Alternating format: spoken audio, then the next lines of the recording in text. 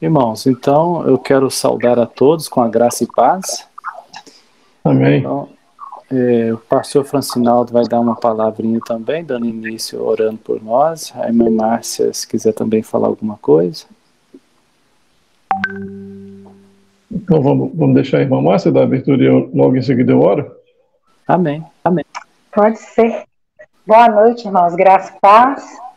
Amém. Sejam todos bem-vindos a mais uma EBD Online. Seja uma bênção para as nossas vidas, mais esse tempo, né, que nós vamos desfrutar do estudo da palavra, vamos nos alimentar, sermos fortalecidos por essa palavra. Seja bênção para cada um de nós e vamos manter perseverantes, né, reservando toda quarta-feira esse tempinho, né, porque é curto, é 1 hora, mas que com certeza faz toda a diferença. Amém? Amém. Vamos orar então? Amém. Ó Deus, nós queremos te agradecer, Senhor, pelo dia que o Senhor nos deu, por todas as oportunidades que tivemos até aqui. Queremos reconhecer que até aqui nos ajudou o Senhor e que o Senhor continue falando ao nosso coração, ó Pai, guardando as nossas vidas, as nossas mentes. Ó Pai, semeia a Tua palavra, Deus, que a Tua vontade se cumpra em nossas vidas. Abençoa cada um dos irmãos presentes, ó Pai, aqueles que ainda vão entrar nessa sala online. Ó Pai, que a Tua boa mão esteja conduzindo as nossas vidas, que nós possamos receber dos ensinos do Senhor. Abençoa o pastor Éder, abençoa a sua família, todo o esforço que o Teu filho tem tido, ó Pai, em preparar esse material para nos ensinar a Tua palavra. Abençoa cada lar aqui representado, nós te pedimos, ó Deus, em nome de Jesus. Amém. Amém. Amém. Bem, irmãos, então, mais uma vez, eu saúdo a todos com a graça e paz. Nós estamos meditando na palavra, né, estudando a saída do povo do Egito, algo muito importante que Deus tem nos ensinado, né, e isso é para o nosso crescimento, que o propósito de estudar a saída do povo do Egito é justamente para podermos compreender a maneira, né, que Deus operou, a maneira que Deus tem operado também nos dias de hoje, e a promessa que Deus fez para aquele povo e a promessa que Deus tem com a nossa vida, né? Deus, ele tem uma promessa de um lugar maravilhoso, ele tem algo reservado para a nossa vida. E enquanto nós estamos trilhando esse caminho aqui, nós estamos caminhando e fazemos algumas comparações, né? Que o deserto que aquele povo agora vai enfrentar na nossa leitura, né, no nosso estudo aqui, mostrando, esse deserto, ele muitas das vezes, ele se compara também com o deserto que nós estamos enfrentando nos dias de hoje, né? As dificuldades, é bem certo que o aspecto físico é totalmente diferente, mas o sentido espiritual é o mesmo, né? A luta que nós enfrentamos para chegar até o local da promessa, né? E sabemos que enfrentamos isso da mesma maneira que Moisés enfrentou. Moisés enfrentou crendo, né? Crendo na promessa que Deus tinha feito. Deus tinha feito uma promessa maravilhosa a Abraão, né? Chamando ele para que ele saísse da Ur dos Caldeus.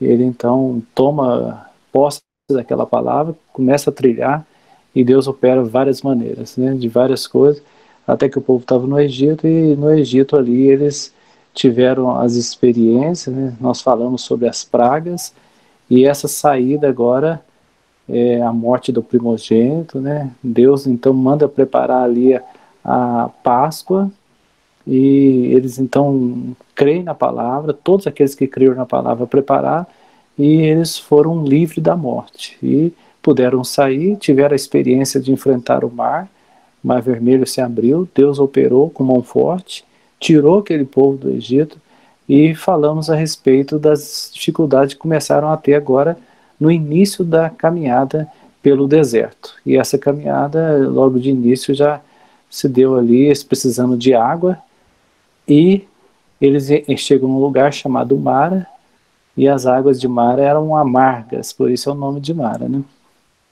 E logo após, eles têm a experiência de chegar em Slim.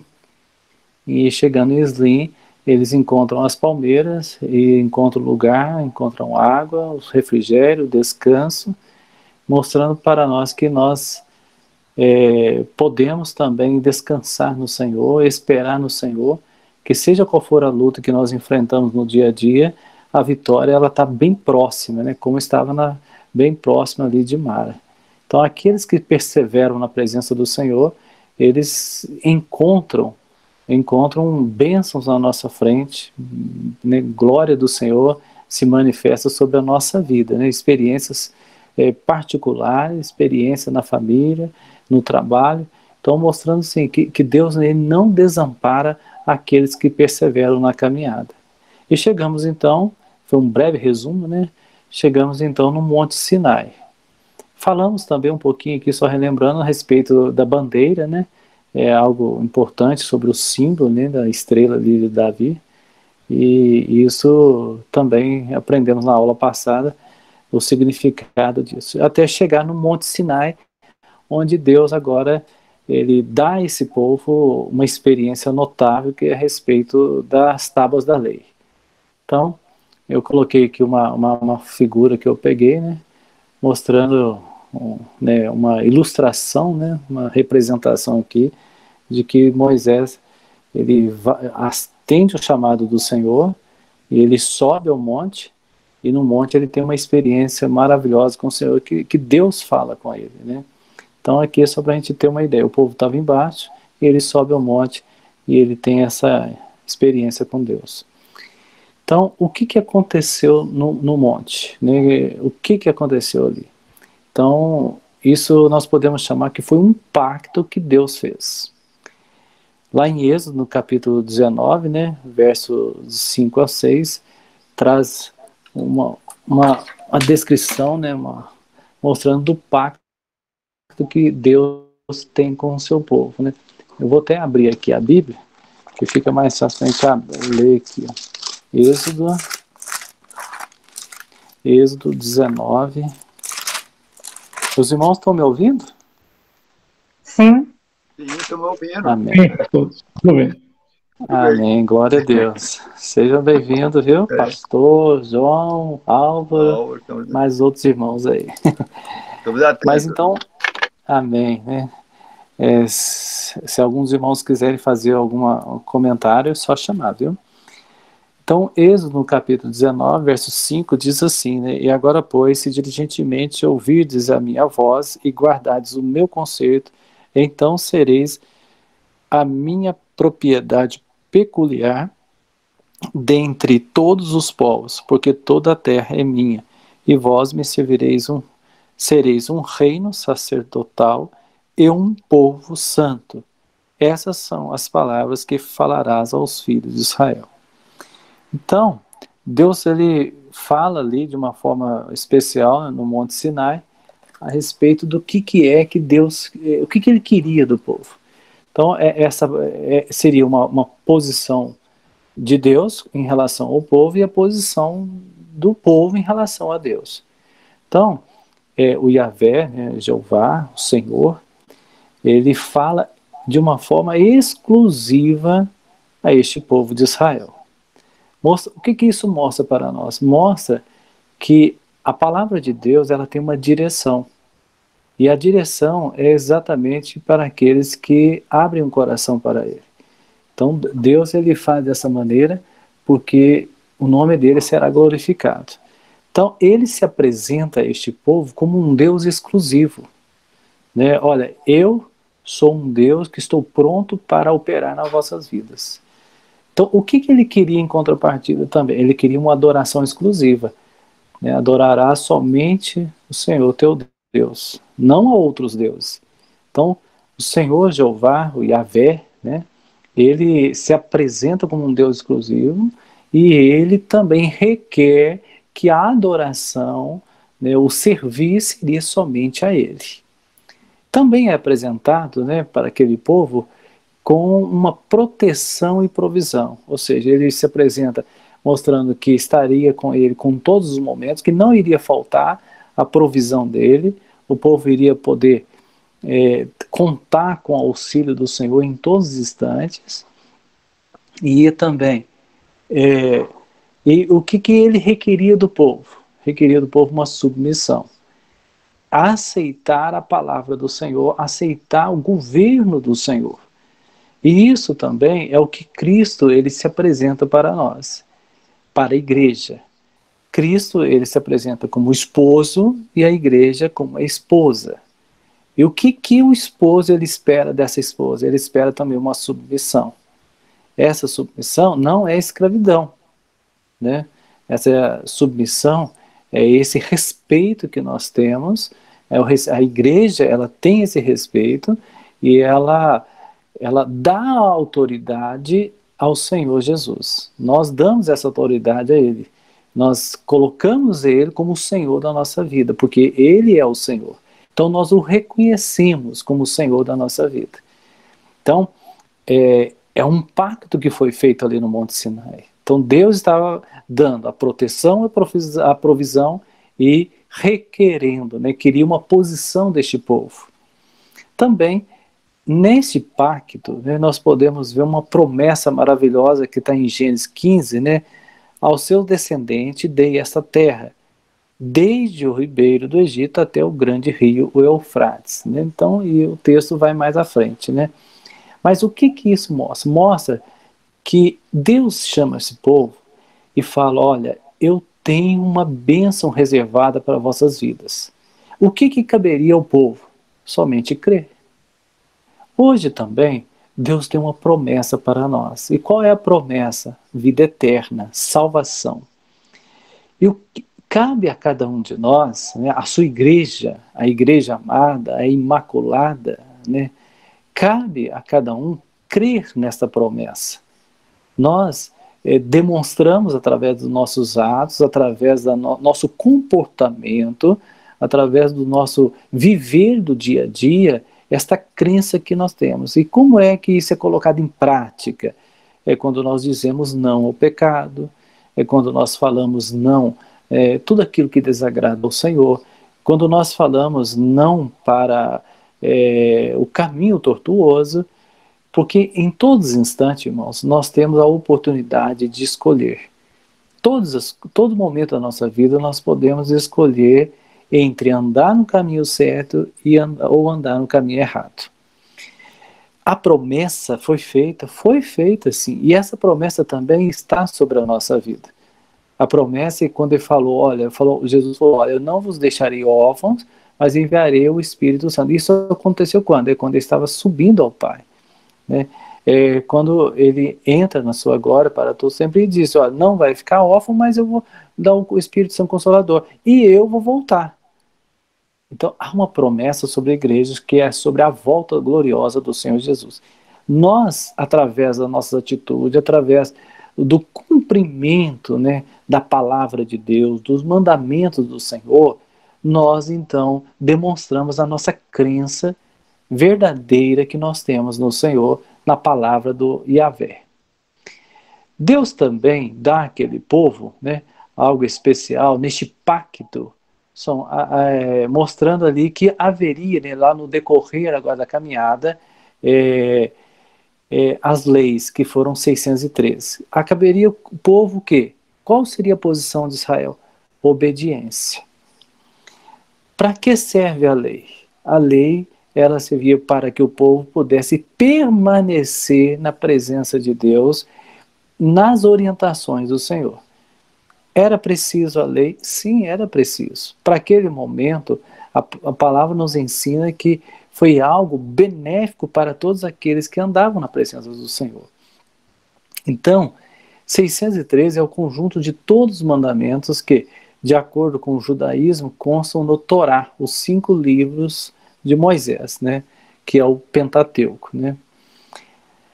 Então vamos. O que acontece logo em seguida? Quando Moisés sobe ao monte, ele então tem a experiência com o Senhor, Deus ele então dá ali a sua tábua da lei, e o povo fica embaixo, né, igual aquela figura que eu mostrei ali.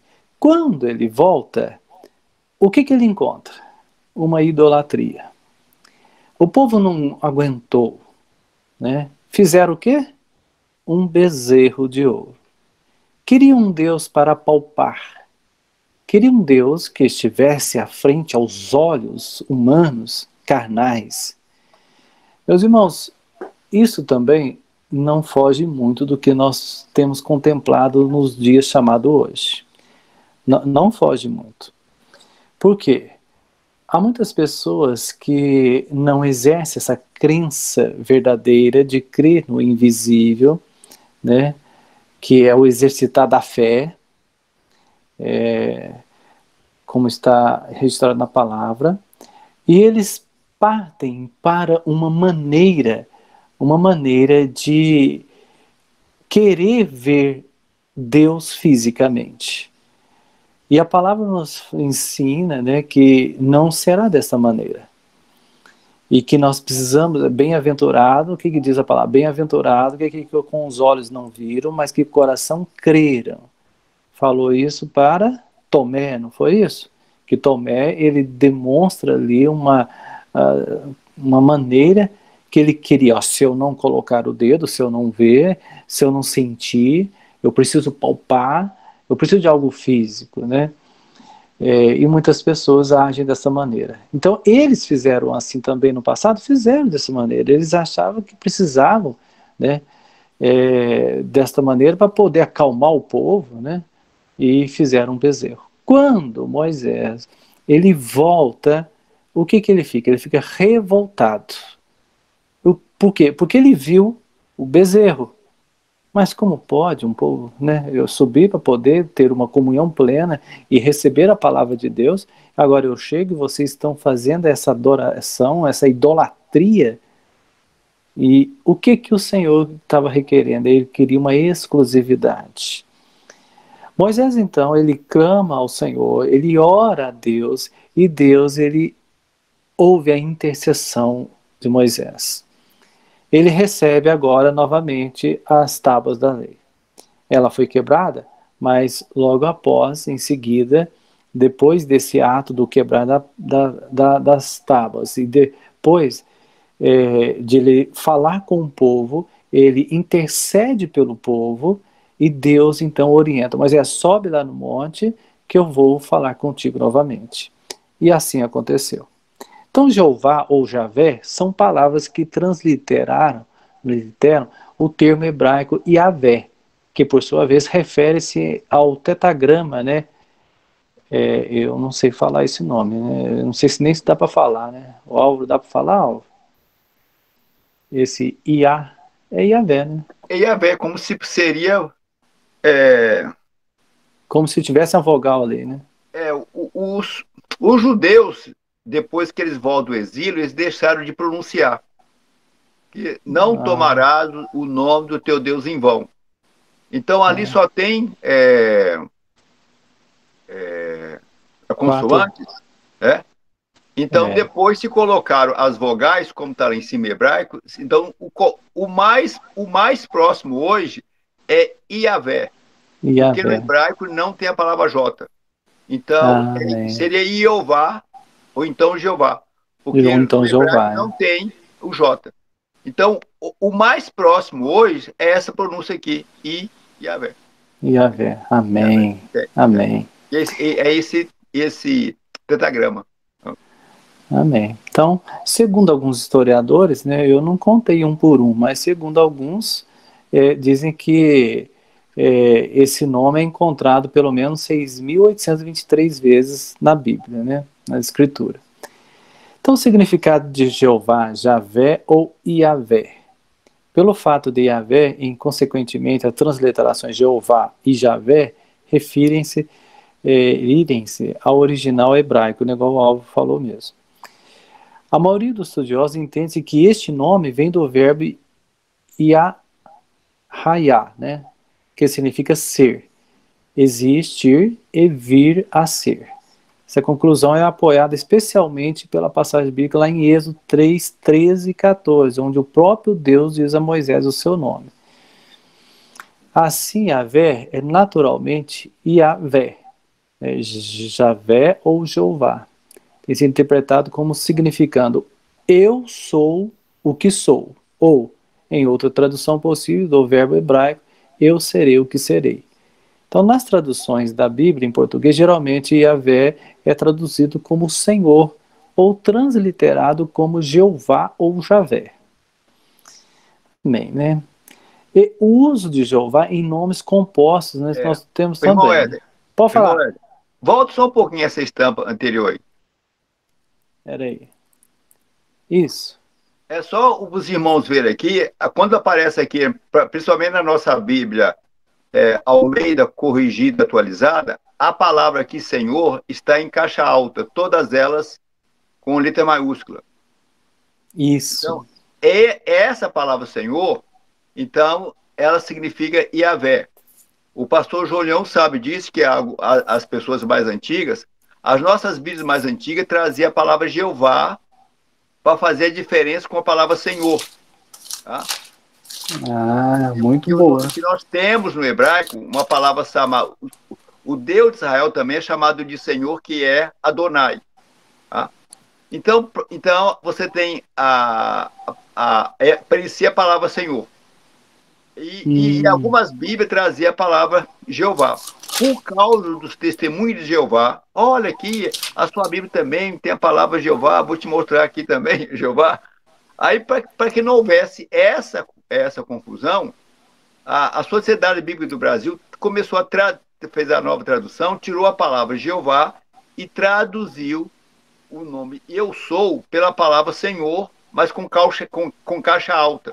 Então, toda vez que vocês encontrarem... Eu sou...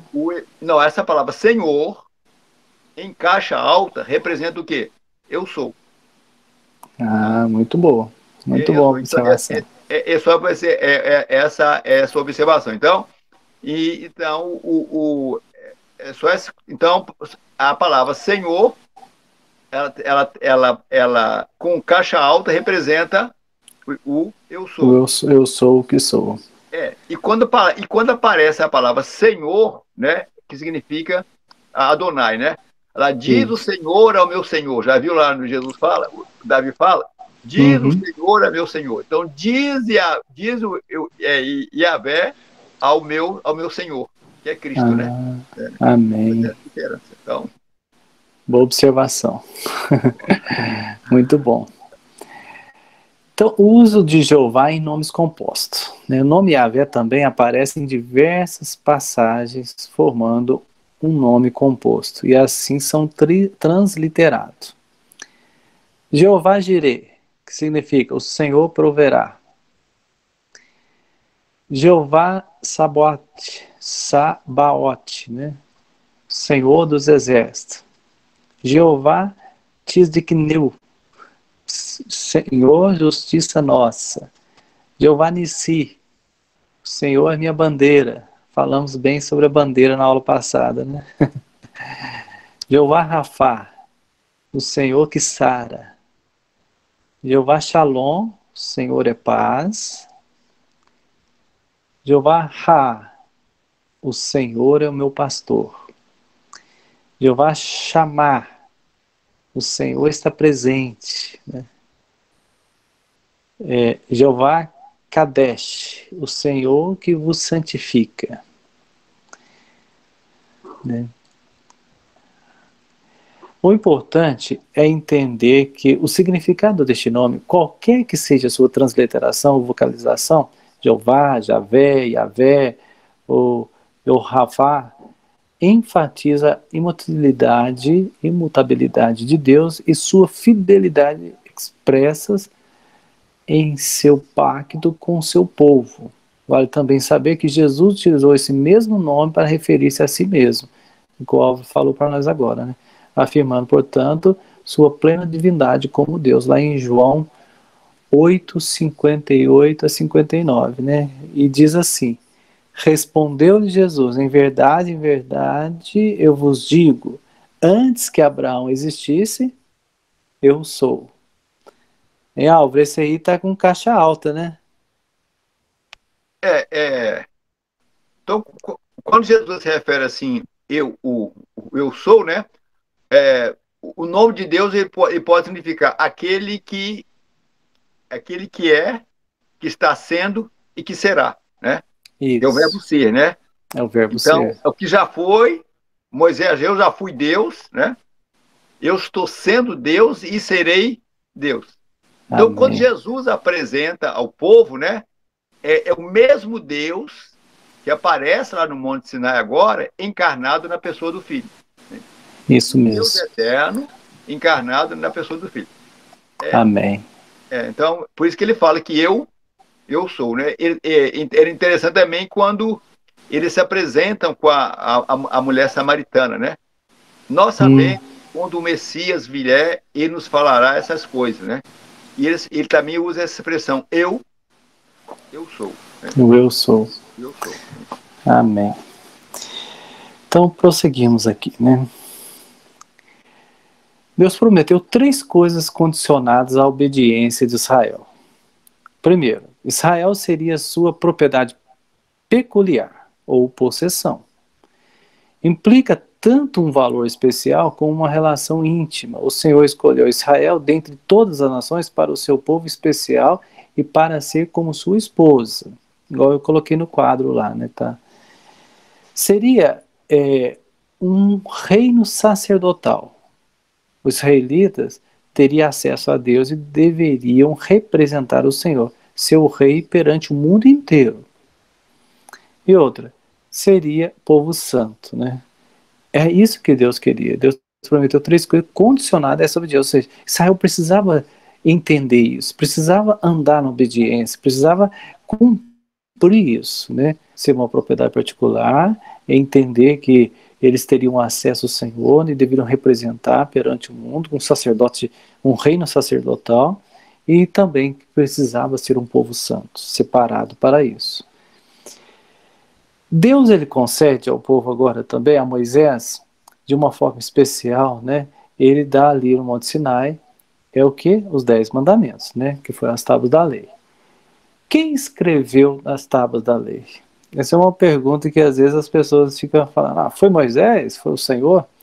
Então tem um versículo, né, que fala de uma forma, alguns versículos falam de uma forma clara. Diz assim, Deuteronômio 10, de 1 a 5, Naquele tempo me disse o Senhor, lavra 2 tábuas de pedra, como as primeiras, e sobe a mim ao monte, e faz uma arca de madeira. Escreverei nas 2 tábuas as palavras que estavam nas primeiras, que quebraste, e as porás na arca. Assim, fiz uma arca de madeira de acácia, lavrei 2 tábuas de pedra, como as primeiras, e subi ao monte com as 2 tábuas na mão. Então, escreveu o Senhor nas tábuas, segundo a primeira escritura, os 10 mandamentos que ele vos falara no dia da congregação, no monte, no meio do fogo. E o Senhor mas deu a mim. Virei-me e desci do monte e pus as tábuas na arca que eu fizera. E ali estão, como o Senhor me ordenou. Eu vejo, irmãos, que esse versículo ele responde claramente. Quem escreveu as tábuas da lei? O Senhor, né? Então escreveu o Senhor nas tábuas da lei. Os 10 mandamentos são as leis que Deus nos deu por meio de Moisés no Monte Sinai. Escrita em 2 tábuas de pedras, conhecida também como as tábuas da lei, que foram colocadas dentro da Arca da Aliança. Podemos encontrá-las na Bíblia, lá em Êxodo 20 e Deuteronômio 5. Né? E quais são esses 10 mandamentos? Nós vamos falar um pouquinho aqui sobre esses mandamentos. O Senhor é o teu único Deus, não terás outros deuses, não farás para ti nenhum ídolo para adorar, não tomarás o nome de Deus em vão, guardarás o 7º dia para Deus, não trabalharás nesse dia, honra teu pai e tua mãe, não matarás, não adulterarás, não furtarás, não darás falso testemunho contra alguém, não cobiçarás o que pertence ao outro. Então, de uma forma muito direta, Deus fala a este povo e Deus espera que este povo venha cumprir os seus mandamentos. Deus, ele esperava isso do povo. Então, foi feito este pacto de Deus com o homem, né? Eu quero mostrar aqui para os irmãos a respeito deste pacto que foi feito lá no Velho Testamento e o pacto agora que é feito com a igreja. Então, existe dois pactos. O pacto que vai no período de Moisés, que começa ali no Monte Sinai, e ele vai até Jesus. A partir de Jesus é um novo pacto que é feito, que é um novo mandamento que ele nos dá. Então o pacto de Moisés tinha os seguintes elementos. Promessa. Que promessa é essa? Ser um povo especial de Deus e a terra prometida. Condição, obediência. Qual foi o sinal? Observância do sábado. Em Deuteronômio 5, de 1 a 3, também diz assim: chamou, pois, Moisés a todo Israel e disse-lhe: ouve, ó Israel, os estatutos e preceitos que hoje vos falo aos ouvidos, para que os aprendais e cuideis em os cumprir. O Senhor nosso Deus fez um pacto conosco em Horebe. Não com nossos pais fez o Senhor este pacto, mas conosco, sim, com todos nós que hoje estamos aqui vivos. Voltando aqui um pouquinho nesse aqui, irmãos, esse verso 3 aqui, não com nossos pais fez o Senhor este pacto, mas conosco, sim, com todos nós que estamos aqui hoje vivos. Então, mostrando claramente que este pacto, ele tem início agora, neste momento ali. E Deus, ele faz um pacto com aqueles que estavam ali vivos. E depois orienta que eles continuassem vivendo este pacto.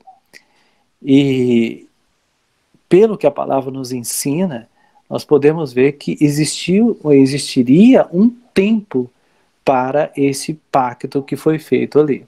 E vamos ver o que a palavra de Deus nos fala. É um período para o pacto. O que diz? Então, se o pacto teve o seu início no Sinai, isso levanta uma pergunta. Terá o velho pacto também um fim? Aparentemente, o velho pacto era temporário. Teve um começo e teria também um fim, conforme profetizado por Jeremias 31, de 31 a 34. Eu vou ler aqui, irmãos, para os irmãos entenderem claramente a respeito deste pacto. Porque há algumas pessoas que até hoje estão vivendo o pacto que foi feito ali no Monte Sinai. Mas só que a própria palavra nos ensina que o período deste pacto. E vamos lá. O que diz a Bíblia João Ferreira, a tradução João Ferreira de Almeida, atualizada? Diz assim, o 31. Eis que os dias vêm, diz o Senhor, em que farei um pacto novo com a casa de Israel e com a casa de Judá.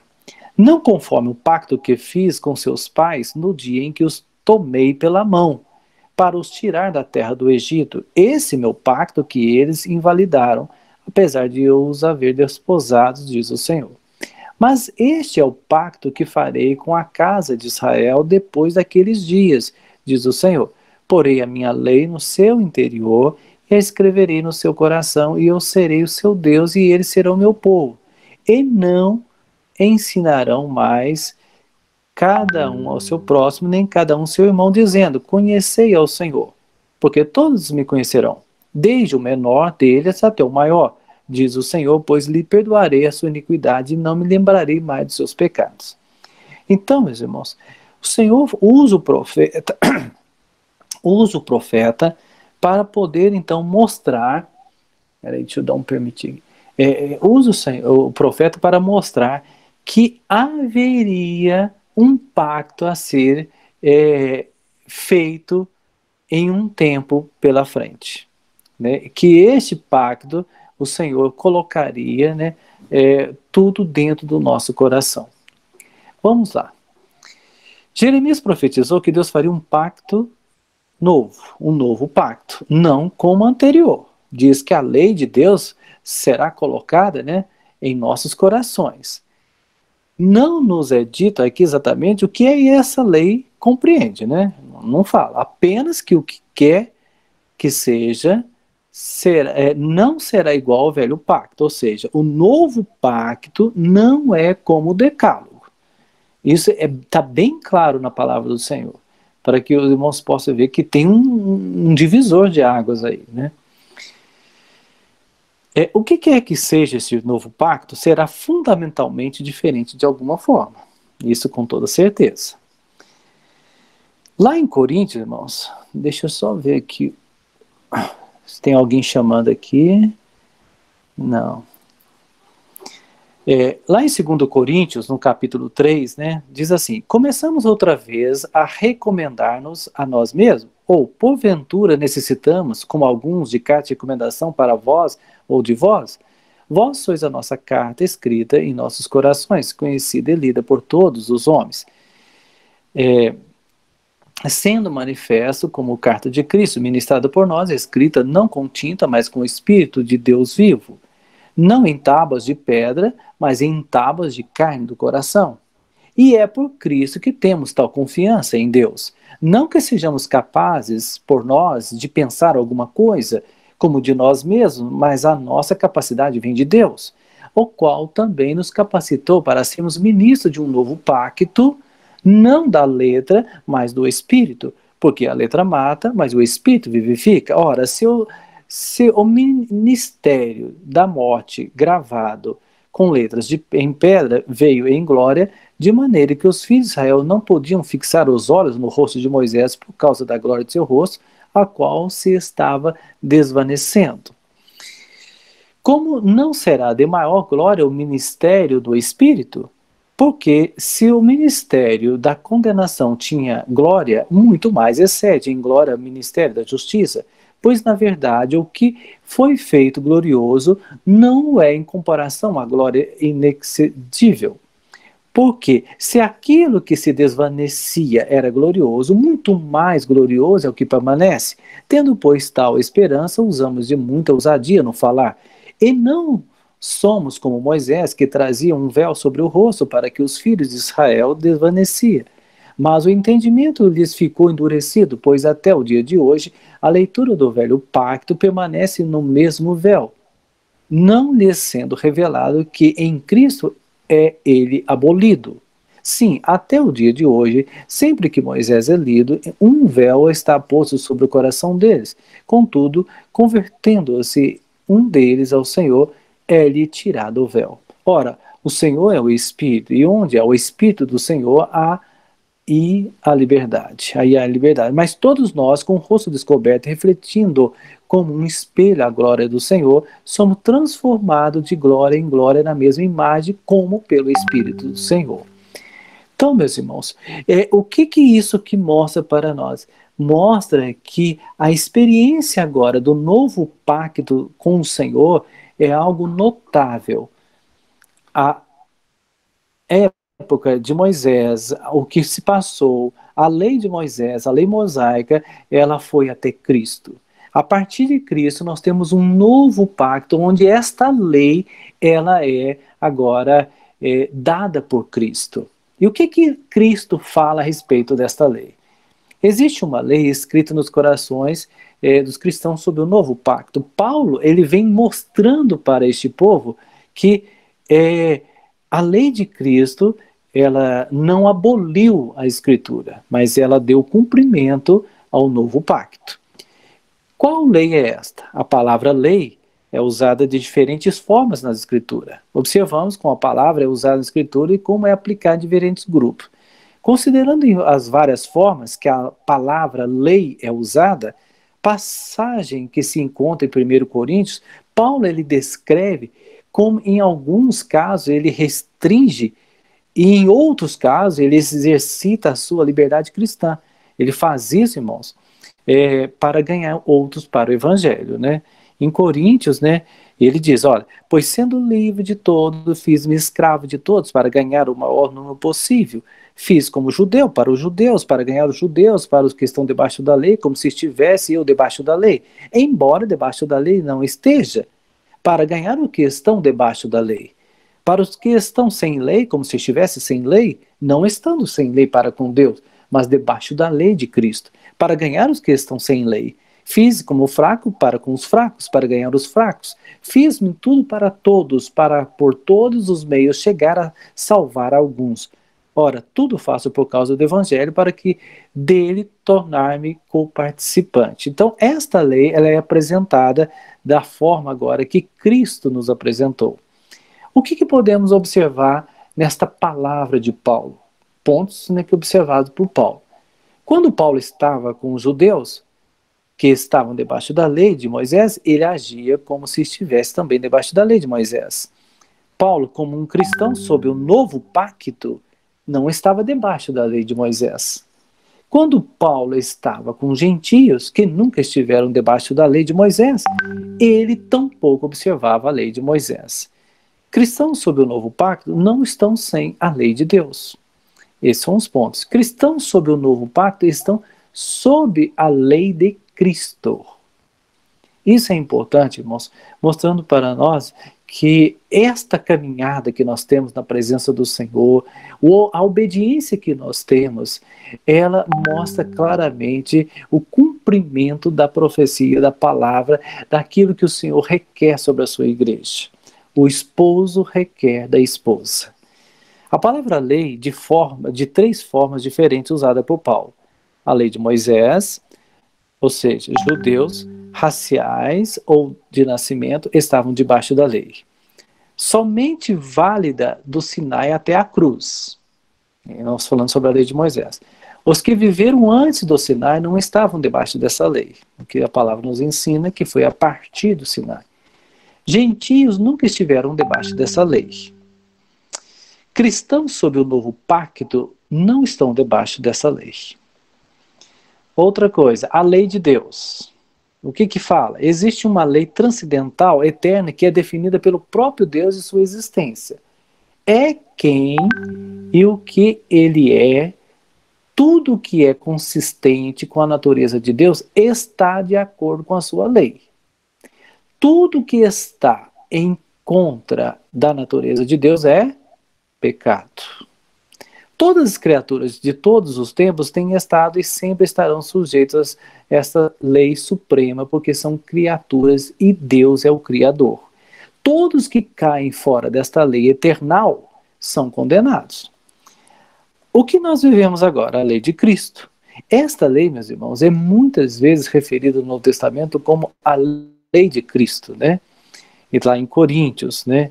1 Coríntios 9, 21 diz: ao sem lei, como se eu mesmo fosse, não estando sem lei para com Deus, mas debaixo da lei de Cristo, para ganhar os que vivem fora do regime da lei. É a lei de Cristo. O que ele mostra também? A lei do Espírito. Romanos nos mostra, porque a lei do Espírito da vida, em Cristo Jesus, te livrou da lei do pecado e da morte. Mostrando também a lei da liberdade que nós temos lá em Tiago, mas aquele que considera atentamente na lei perfeita, lei da liberdade, e nela persevera, não sendo ouvinte negligente, mas operoso praticante, esse será bem-aventurado no que realizar. Mostrando, meus irmãos, como é que Deus age com a sua igreja nos tempos de hoje.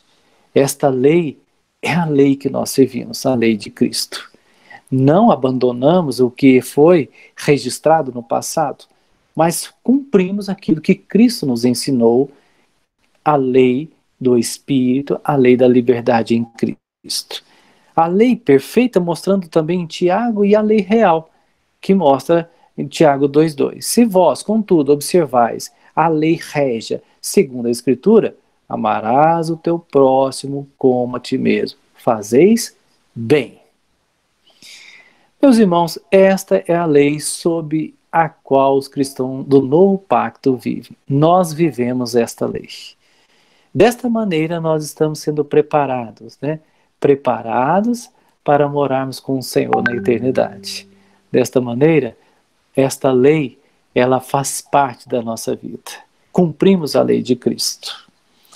Meus irmãos, como seria bom podermos estender até mais uma hora. O assunto é tão bom, é tão prazeroso falar da palavra de Deus, mas sabemos que já avançamos, já estamos com 50 minutos já, e nós vamos encerrar por aqui. Amém? Alguém aí ouvindo? Amém. Sim, amém. Comecei a falar e não parei mais, né? Mas amém. Alguém quer fazer alguma observação? Nós já estamos chegando ao final, né? E eu fico muito contente com a participação dos irmãos. Irmão Éder. Pode falar, meu irmão. Eu só queria esclarecer, quando Jeremias fala que Deus faria um novo pacto, né? O que eles invalidaram o quê? O antigo do pacto. Uhum. O Israel se tornou idólatra, se tornou feiticeiro, participaram da idolatria, envolveram com a imoralidade, tiveram a falta da justiça social. Por isso que eles foram levados para o exílio da Babilônia. Isso mesmo. Entende? Então, por causa da idolatria, Deus despojou Israel. Você não é mais a minha esposa. Entende? E ele prometeu fazer um novo o quê? Pacto. Um novo pacto. Então, e esse novo pacto foi feito com quem? Com o seu povo. Mas esse pacto foi feito... O primeiro pacto foi feito com Moisés. E o segundo pacto... o novo pacto foi feito com quem? Em Cristo, não é? Então, é só para esclarecer os irmãos. Naquele pacto, quando Jesus, os discípulos, havia os gentios ali?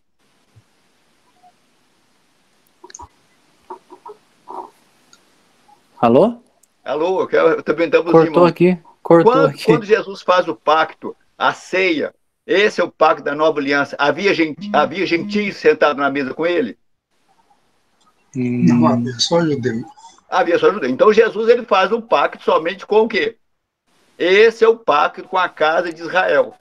Então nós não estamos envolvidos o quê? Nesse pacto. Então esse pacto é o pacto da nova aliança que Deus estava fazendo com o povo o quê? Israel. Mais tarde Paulo vai esclarecer, por causa do endurecimento, Israel foi o quê? Quebrado. E nós fomos o quê? Enxertado. Jesus fala assim, eu sou a oliveira verdadeira e vocês, judeus, são o quê? O ramo. Quem permanece em mim tem que dar fruto, o fruto da fé. Os judeus incrédulos foram o quê? Quebrados. E nós fomos agora o quê? Enxertados. Agora nós passamos a fazer parte do quê? Recebemos essa ceia, o que Paulo fala, né? Então, o que Jesus prometeu, colocou não uma lei escrita em tábuas de pedra, mas ele colocaria o Espírito dele em nossos corações, que nós cumpriríamos a lei sendo obediente o quê? Ao Espírito. Amém. Então, todos nós agora temos acesso a essa aliança quando nós aceitamos o quê? A Cristo. A Cristo. E os judeus que não aceitaram a Cristo estão o quê? Estão fora desta aliança. Né? Então, por isso que Paulo fala hoje, né? Ali não há judeus e nem há gentios. Todos nós somos o quê? Um em Cristo, né? Então hoje nós somos enxertados, né? Glória a Deus. Boa observação, boa palavra, viu? Muito bom. Então Jesus ele veio para estabelecer um novo pacto, a nova aliança, né? A nova aliança. E hoje a igreja ela desfruta dessa bênção, né? Sobre essa lei perfeita. Então lá quando Moisés fala lá o Monte Sinai, o irmão leu aí no Êxodo 19:6, estas palavras falarás aos filhos de Israel. Então, o antigo do pacto é somente o quê? Então, por isso que Paulo fala que Israel é o povo escolhido. O povo escolhido na Bíblia, no Novo Testamento, refere ao povo de Israel, por escolhido fazer o pacto. Agora, nós somos o quê? Em Cristo Jesus, quando nós aceitamos a Cristo, reconhecemos que nós somos pecadores e que nós quebramos a lei, né? Nós não estamos conformidade, Deus nos aceita por causa do arrependimento e a fé agora em Cristo Jesus. Bom. Glória a Deus. Muito boa observação. Amém. Pastor João, quer comentar? Não. Amém. Então, eu acho que nós vamos encerrar. Pastor João, poderia fazer uma oração encerrando, pastor? Ok. Amém. Pai, nós bendizemos o teu nome, agradecemos pela tua palavra, agradecemos pelos ensinos que o Senhor nos dá. Agradecemos porque a tua palavra é a verdade e nós dependemos dela para a nossa vida também. Amém, Senhor. Nós agradecemos pela vida dos teus servos que têm ministrado a tua palavra na escola bíblica. Agradecemos pela vida de cada irmão que tem participado. Obrigado. Pedimos que o Senhor abençoe cada um. Abençoa a tua igreja, abençoa-nos nesta noite, guarda-nos no teu poder. Nós oramos em nome de Jesus. Amém. Amém. Amém. Amém. Obrigado, viu, irmãos? Amém. Semana que vem estaremos juntos.